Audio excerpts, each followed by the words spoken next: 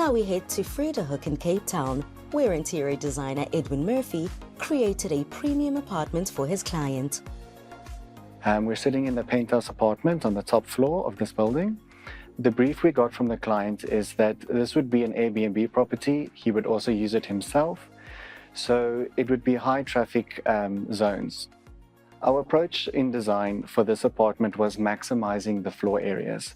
So we used a lot of scale in furniture and in custom pieces to make each space feel bigger, but also utilize every square inch of the place. One of the design principles we utilize in this apartment is the use of color. And when I say color, I really mean color, bold, vivid colors.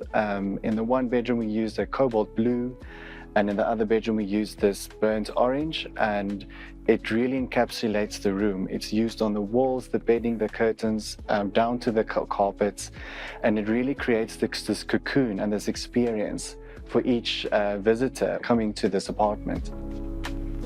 So the sense of arrival of this apartment, as you step through the door, we really use the color of the cabinetry to set the muted tone in this communal area. Because what that does to the eye is it leads you straight down to these magnificent windows looking out to the harbor of Cape Town. This space being a muted palette, we definitely used hero pieces to create some focal points and interests. So for the dining room table, we've got this locally manufactured dining room table, sits beautifully on these granite plinths. The dining room table essentially becomes an art piece in the room.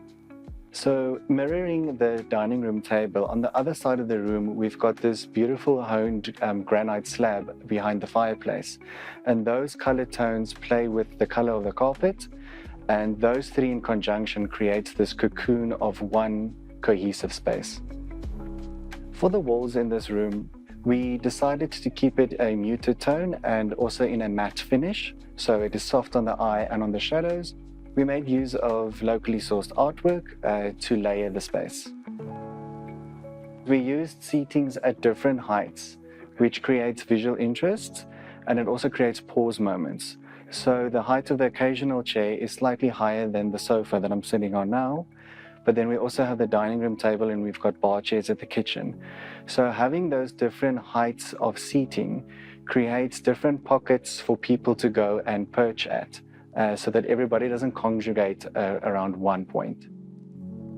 Now that we've spoken about the lounge, let's look at the bedrooms. This apartment has a bedroom on each side of the living room, each enjoying its own views of Cape Town.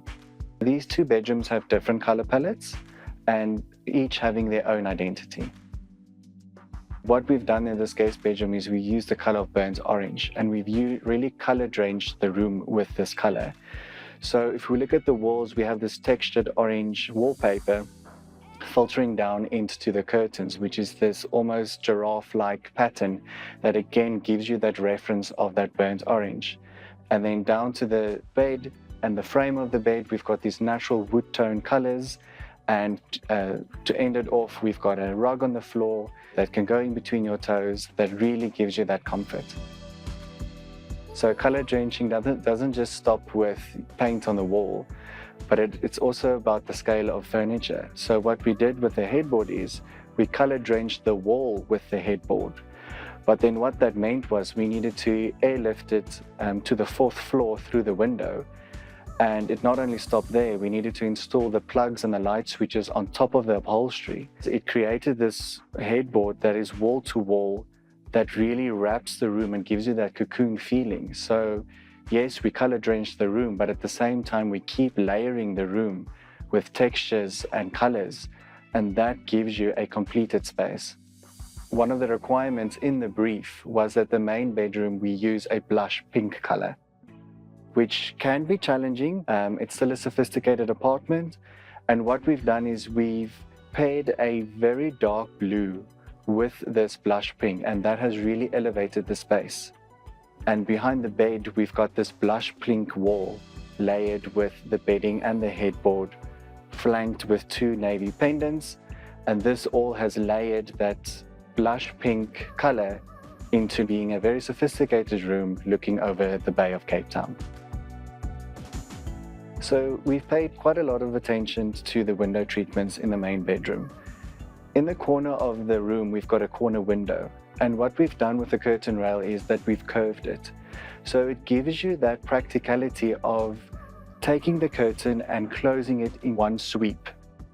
We added a contrasting band at the bottom of the curtain in the main bedroom. And what this does to the eye is if you have a darker color at the bottom of the curtain, it creates a sense of height. Whether we're working with a large space or a small space, it's about creating interest.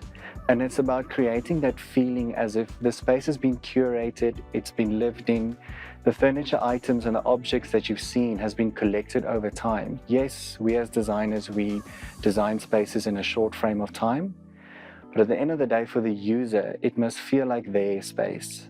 They must relate to it. Whether it's the textures or the colors or the shapes of the ornaments, it's that personal connection that people have to these things.